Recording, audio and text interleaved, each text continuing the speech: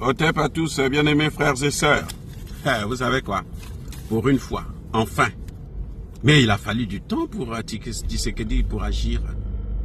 Ça fait depuis 2021 que la guerre a repris avec une haute intensité.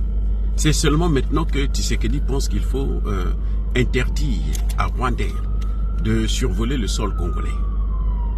Waouh, les amis. Tshisekedi là vient maintenant enfin de supprimer le survol de son territoire par Rwandais. Eh bien, les avions du Rwanda là, qui vont au Congo, sont obligés de faire un détour incroyable. Ils n'ont que deux possibilités. Soit ils traversent vers le Burundi, et puis survolent la Tanzanie, l'Angola, et avant d'arriver au Congo-Brazzaville. Ou au cas contraire, ils doivent passer par l'Ouganda, le Soudan du Sud, la RCA et atterrir au Congo-Brazzaville. Dans les deux cas là, quand vous passez par l'Angola, vous devez passer par le sud du Congo-Brazzaville, c'est-à-dire par le Kwilu. Quand vous regardez la carte là, l'Angola, la frontière avec l'Angola, c'est dans le sud. Entre le Kwilu et le Niari. Et donc après remonter sur Brazzaville.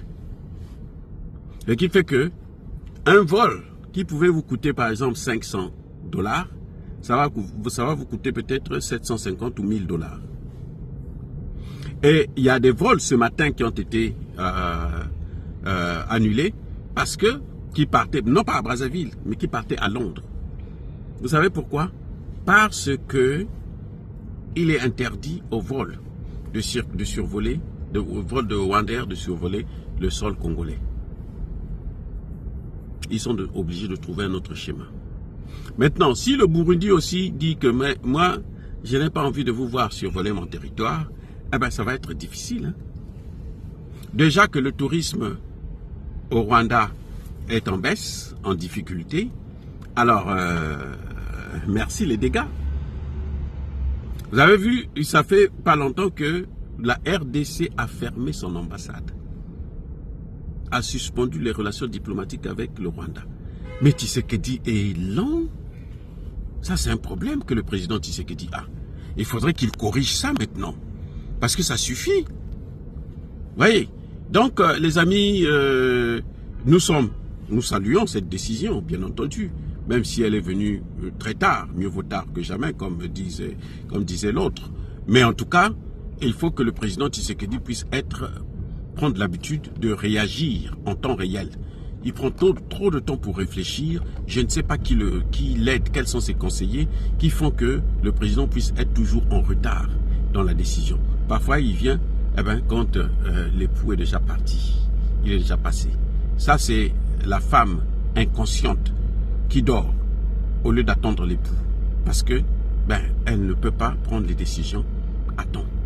Et les vraies femmes ont attendu, ont ouvert les yeux pour attendre l'époux. Les gars, en tout cas, c'est très bien pour le Rwanda. Et ça, ce n'est que le début du commencement. Il faudrait que l'aéroport de Goma puisse être toujours fermé pour les vols internationaux parce que nous n'avons pas besoin des internationaux à Goma. S'ils veulent venir à Goma, ils n'ont qu'à passer par Kigali et puis rentrer par la voie cachée. Et puis tant pis pour eux, ceux qui vont se faire avoir. Les catholiques qui sont allés négocier avec Corneille Nangaa, ils ont été interrompus brutalement par les Wazalendo. Mais ils ont eu la chance qu'ils ne sont pas tombés. Mais j'espère que la prochaine fois, il y en auront qui vont tomber à la place de nos civils. Encore une fois, soyez bénis, abondamment bénis par le Dieu des Kémites et par nos ancêtres Jésus. Mais que tous ceux qui persécutent le continent africain, le pillent et le déstabilisent, qu'ils soient noirs, blancs, chinois, arabes, juifs, indiens ou qui qu'ils soient punis, maudits, foudroyés, neutralisés, écrasés, effacés par le Dieu des Kémites et par nos ancêtres Jésus. Vive l'Afrique éternelle, j'ai dit et j'assume.